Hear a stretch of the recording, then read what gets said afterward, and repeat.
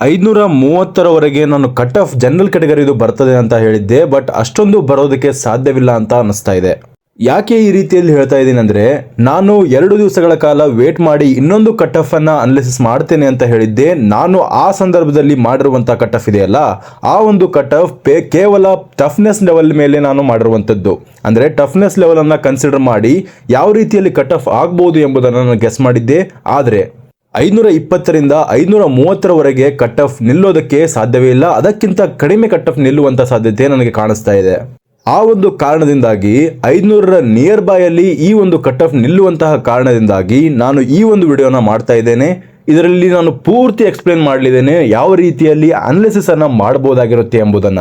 Neat 2027ಕ್ಕೆ prepare ಮಾಡ್ತಾ ಇದ್ದೀರಾ? ಯಾವ ಕಾಲೇಜನ್ನ ಸೆಲೆಕ್ಟ್ ಮಾಡ್ಕೊಳ್ಬೇಕು ನೀವು ಅಂತ ಯೋಚನೆ ಮಾಡ್ತಾ ಇದ್ದೀರಾ? ಲಾಂಗ್ ಟರ್ಮ್ ನಿಮಗಾಗಿ ನಾನು ಸಜೆಸ್ಟ್ ಮಾಡ್ತಾ ಇರುವಂತ college Inspire NEET Academy. NEET 2027ರ ಅಡ್ಮಿಷನ್ ಗಳು ಆರಂಭವಾಗಿದೆ. ನಿಮ್ಮ ಕನಸನ್ನು ನನಸು ಮಾಡಿಕೊಳ್ಳಲು ಈಗಲೇ ಜಾಯ್ನ್ ಆಗಿ ಇನ್ಸ್ಪೈರ್ ನೀಟ್ ಅಕಾಡೆಮಿಗೆ. ಈ ನೀಟ್ ಅಕಾಡೆಮಿಗೆ ಜಾಯ್ನ್ ಆಗೋದಕ್ಕೆ ಕೆಳಗೆ ಕಾಣಿಸುತ್ತಿರುವಂತಹ ನಂಬರ್ಗೆ ಕಾಂಟ್ಯಾಕ್ಟ್ ಮಾಡಿ.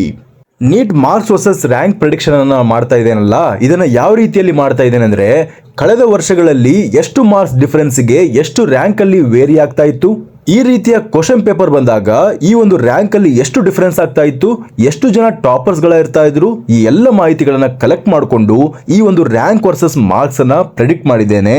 ಈ ಇವಾಗ ನಾನು ಮಾಡಿರುವಂತಹ ಪ್ರೆಡಿಕ್ಷನ್ ಅನ್ನ ನೋಡ್ಕೊಂಡು ಹೋಗೋಣ. ನಿಮಗೆ ಅನಿಸುತ್ತೆ ಈ ಒಂದು ಕ್ವಶನ್ ಪೇಪರ್ ಟಫ್ ಆಗಿದೆ, ಬಹಳಷ್ಟು ಲೆಕ್ಚರ್ಸ್ ಗಳು ಕೂಡ ಈ ಒಂದು ಪೇಪರ್ ಬಹಳಷ್ಟು ಟಫ್ ಆಗಿತ್ತು, ಈ ಒಂದು ಕೆಮಿಸ್ಟ್ರಿ ಟಫ್ ಆಗಿತ್ತು, ಅದೇ ರೀತಿಯಲ್ಲಿ ಫಿಸಿಕ್ಸ್ ಕೂಡ ಟಫ್ ಆಗಿತ್ತು ಅಂತ ಹೇಳ್ತಾ ಇದ್ದಾರೆ. ನಾನು ಕೂಡ ಬಹಳಷ್ಟು ವಿದ್ಯಾರ್ಥಿಗಳನ್ನ ಕೇಳಿದೆ, ಎಲ್ಲರ ರೇಂಜ್ ಕೂಡ ಮುಂಚಿನ ಎಕ್ಸಾಮ್ ಅಲ್ಲಿ ಬಹಳಷ್ಟು ಜಾಸ್ತಿ ಇತ್ತು, ಈ ಒಂದು ಎಕ್ಸಾಮ್ ಅಲ್ಲಿ ಕಡಿಮೆ ಆಗ್ತಾ ಹೋಗ್ತಾ ಇದೆ. ಅದು ಕೂಡ 500ರ ರೇಂಜ್ ಅಲ್ಲಿ 500ರ ಸಮೀಪದಲ್ಲಿ ಬಹಳ ವಿದ್ಯಾರ್ಥಿಗಳಿದ್ದಾರೆ. ಈ ಒಂದು ರೇಂಜ್ ಅನ್ನ ಹೇಳುವಂತಹ ವಿದ್ಯಾರ್ಥಿಗಳ ಸಂಖ್ಯೆನ ಕೌಂಟ್ ಮಾಡಿದ್ರೆ ನನಗೆ ನನ್ನ ಹತ್ತಿರವೇ ಬಹಳಷ್ಟು ವಿದ್ಯಾರ್ಥಿಗಳು ಈ ಒಂದು ರೇಂಜ್ ಅಲ್ಲಿ ಮಾರ್ಕ್ಸ್ ಅನ್ನ ಹೇಳ್ತಾ ಇದ್ದಾರೆ. ಕ್ವಶನ್ ಟಫ್ ಇದೆ ಅಂದ ಮಾತ್ರಕ್ಕೆ ಎಲ್ರಿಗೂ ಕೂಡ ಕ್ವಶನ್ ಟಫ್ ಆಗಿರ್ಲೇಬೇಕಲ್ಲ. ಅಂದ್ರೆ ಯಾವುದು ಈಸಿ ಆಗಿರುತ್ತದೋ ಆ ಒಂದು ಈಸಿ ಮಾರ್ಕ್ಸ್ ಅನ್ನ ಕನ್ಸಿಡರ್ ಮಾಡಿದ್ರೆ ಈ ಒಂದು 500ರ ಆಸುಪಾಸಿನಲ್ಲಿ ಬರ್ತಾ ಇದೆ. 500ರ ಆಸುಪಾಸಿನಲ್ಲಿ ಎಲ್ಲರ ಅಂಕಗಳು ಕೂಡ ಕೂಡಿದಾವೆ. ಯಾರು ಈಸಿ ಕ್ವಶನ್ಸ್ ಗಳನ್ನ ರಾಂಗ್ ಮಾಡಿರ್ತಾರೋ ಅಂತವರ ಅಂಕಗಳು ಕಡಿಮೆ ಆಗ್ತಾ ಹೋಗ್ತದೆ. ಆ ರೀತಿಯಲ್ಲಿ ಈ ವರ್ಷದ ಆಲ್ಮೋಸ್ಟ್ ರ್ಯಾಂಕಿಂಗ್ ಇದೆಯಲ್ಲ 500ರ ರೇಂಜ್ ಅಲ್ಲಿ ಇದೆ. ಆದ್ರಿಂದ ಕಟ್ ಆಫ್ ಕೂಡ 500ರ ರೇಂಜ್ ಅಲ್ಲಿ ನಿಂತುಕೊಳ್ಳುವಂತ ಸಾಧ್ಯತೆ ನಮ್ಮ ಕರ್ನಾಟಕದಲ್ಲಿ ಎದ್ದು ಕಾಣಿಸ್ತಾ ಇದೆ ಅಂತ ನನಗನ್ನಿಸುತ್ತೆ. ನಾನು ಸುಮ್ಮನೆ ಬಹಳಷ್ಟು ಇನ್ಸ್ಟಿಟ್ಯೂಟ್ಸ್ ಗಳು ರಿಲೀಸ್ ಮಾಡಿರುವಂತಹ ಕೆಲವೊಂದು ರೀಲ್ಸ್ ಗಳನ್ನ ನೋಡ್ತಾ ಇದ್ದೆ. ಆ ರೀಲ್ಸ್ ಅಲ್ಲಿ ಏನ್ ಹೇಳ್ತಾ ಇದ್ದಾರೆ ಅಂದ್ರೆ, ನಮ್ಮ ಕಾಲೇಜ್ ನಲ್ಲಿ 700ರ ಮೇಲೆ ಬರ್ತಾ ಇದೆ ಅಂತ ಹೇಳ್ತಾ ಇದ್ದಾರೆ. ಇವನ್ ಅಲೈನ್ ಅವರು ಕ್ಲೈಮ್ ಮಾಡಿದ್ದಾರೆ ಏನಂತಂದ್ರೆ 20 ವಿದ್ಯಾರ್ಥಿಗಳು 700ರ ಮೇಲೆ ಬರ್ತೇವೆ ಅಂತ ಹೇಳ್ತಾ ಇದ್ದಾರೆ. ಓವರ್ ಆಲ್ ಆಗಿ ನಾನೇನು ಅನ್ಕೊಳ್ತೇನೆ, 695 ಅಂಕಗಳಿಗಿಂತ ಮೇಲ್ಗಡೆ ಒಂದು ಮ್ಯಾಕ್ಸಿಮಮ್ ಆಗಿ 8 ಜನ 9 ಜನ 10 ಜನ ಇರಬಹುದು ಅಂತ ಅನ್ಕೊಳ್ತೇನೆ. ಹಾಗೆ 690 ತೆಗೆದಿರೋರು 15 ಜನ ಇದ್ದಾರೆ ಅಂತ ಅನ್ಕೊಳ್ಳೋಣ. 685 ತೆಗೆದಿರೋರು 23 ಜನ ಇದ್ದಾರೆ ಅಂತ ಅನ್ಕೊಳ್ಳೋಣ. 680 ತೆಗೆದಿರೋರು 636 ಇದ್ದಾರೆ ಅಂತ ಅನ್ಕೊಳ್ಳೋಣ. ಮತ್ತೆ 675 ತೆಗೆದಿರೋರು 50 ಜನ ಇದ್ದಾರೆ ಅಂತ ಅನ್ಕೊಳ್ಳೋಣ. ಈಗ ನೋಡಿ, 50 ಇದ್ದು ಕೇವಲ 10 ಮಾರ್ಕ್ಸ್ ಡಿಫರೆನ್ಸ್ ಅಲ್ಲಿ 665 ತೆಗೆದಿರೋರು 100 ಜನ ಇದ್ದಾರೆ ಅಂತ ಅನ್ಕೊಳ್ಳೋಣ. 200 ಜನಕ್ಕೆ ನೀವು 655ರ ಮೇಲೆ 200 ಜನ ಇದ್ದಾರೆ ಅಂತ ಅನ್ಕೊಳ್ಳೋಣ ಆಲ್ ಓವರ್ ಇಂಡಿಯಾದಲ್ಲಿ. ಒಟ್ಟಾರೆಯಾಗಿ ನೋಡ್ಕೊಂಡು ಹೋಗಿ ಹೇಗೆ ಈಗ ಮಾರ್ಕ್ಸ್ಗಳ ಡಿಫರೆನ್ಸ್ ಸ್ವಲ್ಪ ಡಿಫರೆನ್ಸ್ ಅಲ್ಲಿ ನಿಮಗೆ ಜಾಸ್ತಿ ರ್ಯಾಂಕ್ ಡಿಫರೆನ್ಸ್ ಕಾಣಿಸ್ತಾ ಇದೆ. ಈ ರೀತಿಯಲ್ಲಿ 650 ತೆಗೆದಿರೋರು 340 ಜನ ಇದ್ದಾರೆ ಅಂತ ಅನ್ಕೊಳ್ಳೋಣ. ಓವರ್ ಆಲ್ ಆಗಿ ನಾನು ಹೇಳ್ತಾ ಇರೋದು, ಇಲ್ಲಿ ಹೇಳುವಂತಹ ಪ್ರಿಡಿಕ್ಷನ್ಸ್ ಗಳಿದೆಯಲ್ಲ, ಇದನ್ನ ನಾನು ಪ್ರೀವಿಯಸ್ ಇಯರ್ ಅಲ್ಲಿ ಇದೇ ಒಂದು ಟ್ರೆಂಡ್ ಅನ್ನ ಫಾಲೋ ಮಾಡಿತ್ತು. ಈ ಟ್ರೆಂಡ್ ಅನ್ನ ಫಾಲೋ ಮಾಡಿರೋದ್ರಿಂದ ಇದೇ ರೀತಿಯ ಒಂದು ಕಟ್ ಆಫ್ ಅನ್ನ ನಾನು ಅನಾಲಿಸಿಸ್ ಮಾಡ್ತಾ ಇದ್ದೇನೆ. ಯಾಕಂದ್ರೆ ಪೇಪರ್ ಬಹಳಷ್ಟು ಡಿಫಿಕಲ್ಟ್ ಆಗಿರೋದ್ರಿಂದ ಈ ಒಂದು ರೇಂಜ್ ಅಲ್ಲಿ ತೆಗೆದಿರುವಂತಹ ವಿದ್ಯಾರ್ಥಿಗಳ ಸಂಖ್ಯೆ ಕಡಿಮೆ ಇಟ್ಟಿದ್ದೇನೆ.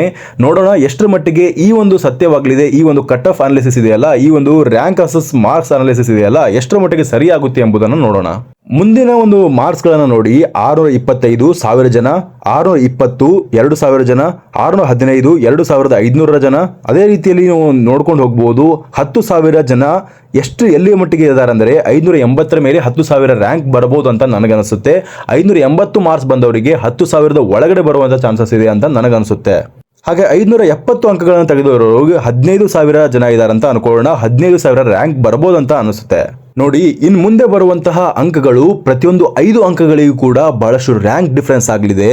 550 ಮಾರ್ಕ್ಸ್ ಅನ್ನ ತೆಗೆದುಕೊಂಡಿದ್ರೆ ನಿಮ್ಮ ರ್ಯಾಂಕ್ ಎಷ್ಟು ಬರ್ಬೋದು ಅಂದರೆ 27,000ವರೆಗೆ 28,000ವರೆಗೆ ಬರ್ಬೋದು. ಅಂದರೆ 545ಕ್ಕೆ 30,000ದಷ್ಟು ಬರ್ಬೋದು.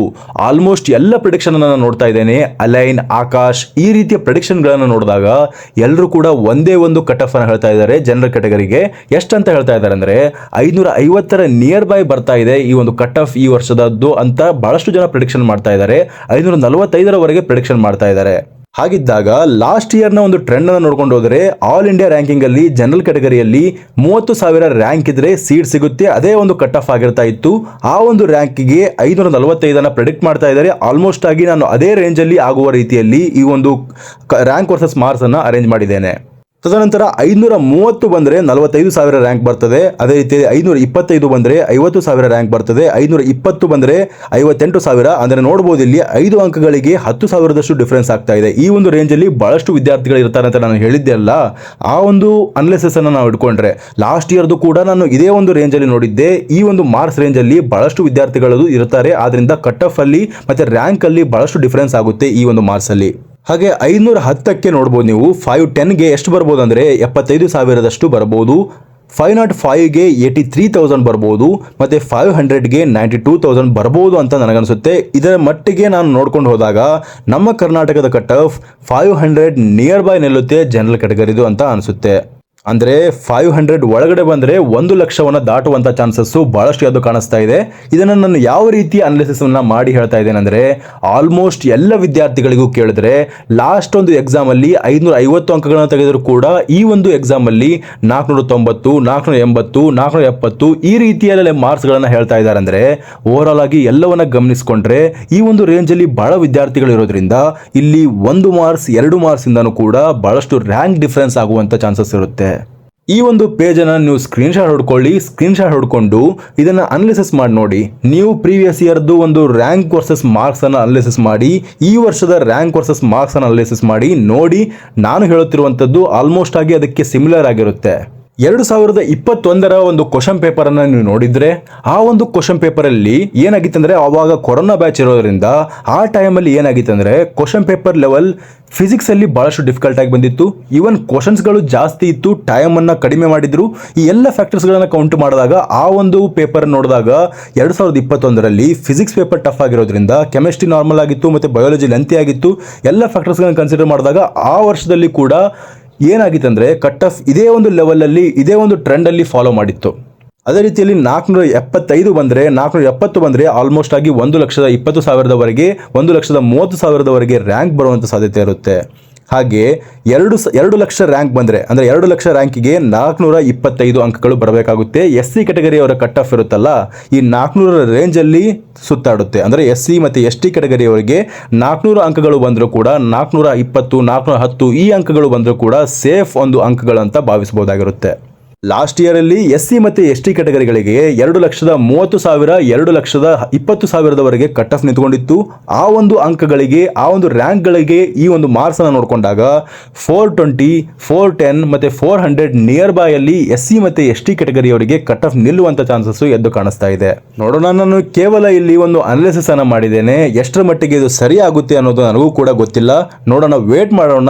ಕೊನೆಯ ತನಕ ರಿಸಲ್ಟ್ ಬರೋ ತನಕ ವೇಟ್ ಮಾಡೋಣ. ಇದು ಜಸ್ಟ್ ನಿಮಗೆ ಒಂದು ಐಡಿಯಾನ ಕೊಟ್ಟಿದ್ದೇನೆ. ಪ್ರೀವಿಯಸ್ ಇಯರ್ ಅಲ್ಲಿ ಈ ಒಂದು ಡಾಟಾ ಬಂದಿತ್ತು, ಅದೇ ಡಾಟಾ ಪ್ರಕಾರ ನಾನು ಈ ವರ್ಷದ ಅನಾಲಿಸಿಸ್ ಅನ್ನ ಮಾಡಿದ್ದೇನೆ. ನೋಡೋಣ ಎಷ್ಟರ ಮಟ್ಟಿಗೆ ಇದು ಸರಿ ಆಗುತ್ತೆ ಎಂಬುದನ್ನ ವೇಟ್ ಮಾಡಬೇಕಾಗುತ್ತೆ. ಇದಿಷ್ಟಾಗಿತ್ತು ಈವರೆಗಿನ ಮಾಹಿತಿ. ಈ ಮಾಹಿತಿ ನಿಮಗೆ ಇಷ್ಟವಾಗಿದ್ದರೆ ಚಾನೆಲ್ ಅನ್ನು ಸಬ್ಸ್ಕ್ರೈಬ್ ಮಾಡಿಕೊಳ್ಳಿ. ಹಾಗೆ ನಿಮ್ಮ ಫ್ರೆಂಡ್ಸ್ಗಳಿಗೂ ಈ ವಿಷಯವನ್ನು ಶೇರ್ ಮಾಡಿ. ಧನ್ಯವಾದಗಳು.